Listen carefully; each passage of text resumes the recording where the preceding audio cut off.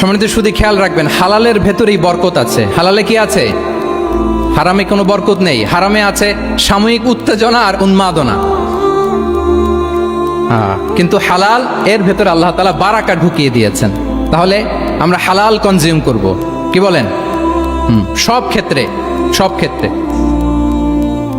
হারাম খেয়ে, হারাম কনজিউম করে যে ব্যক্তি দোয়া করে, যারা হারাম খায় তাদের দোয়া আল্লাহ কবুল করে না। এবং হারাম খেয়ে বর্ধিষ্ণু দেহ আল্লাহর জান্নাতে প্রবেশ করবে না। লা ইয়াদখুলুল জান্নাতা জাসাদুন গুযিয়া বিল হারাম। হারাম খেয়ে যে দেহ নাদুস নুদুস হয়েছে, ওই দেহ কখনো আল্লাহর জান্নাতে প্রবেশ করবে না। এজন্য খবরদার, আমাদের সব কিছু আমরা হালাল দিয়ে সাজাবো ইনশাআল্লাহ। বলেন সবাই।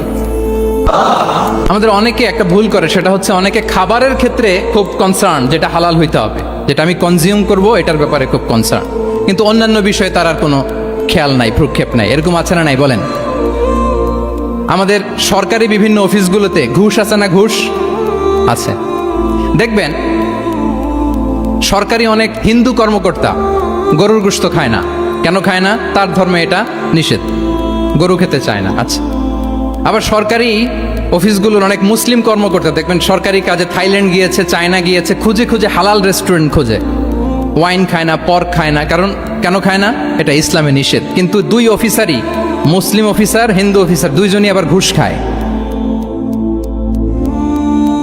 হয় না এরকম? হিন্দু অফিসার গরুর গোশ খায় না, তার ধর্মে নিষেধ। মুসলিম অফিসার ওয়াইন খায় না, পর্ক খায় না, তার ধর্মে নিষেধ। তো ঘুষও তো দুই ধর্মের নিষেধ, কি বলেন? তাহলে যেটা খাবো, কনজিউম করবো, শুধু এটার ব্যাপারেই কি হালাল? না। ইউর ইনকাম শুড বি হালাল,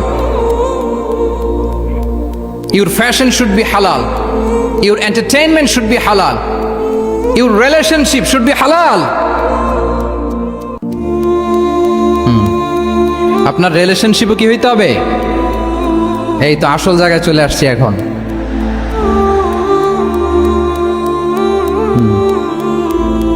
হালাল রিলেশনশিপ কোনটা? বিয়ে।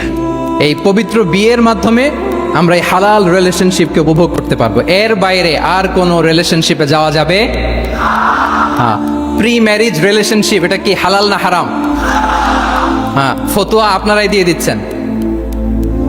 বলেন, বিবাহ বহির্ভূত যে কোনো রিলেশনশিপ হালাল নাকি হারাম? এক্সট্রা ম্যারিটাল যে কোনো রিলেশনশিপ বলেন হালাল নাকি হারাম? সাবধান হইতে হবে। তাহলে হালালের সাথে আমাদের সম্পর্কটাকে জোরদার করতে হবে। আচ্ছা, আপনারা আমার সাথে আছেন তো? মুসলিম আইডেন্টিটি রক্ষায় প্রথমে কি বলেছিলাম? সালাত। 2 নম্বরে অ্যাটাচমেন্ট উইথ কোরআন। 3 নম্বরে কি? হ্যাঁ, হালাল মেনটেন করতে হবে।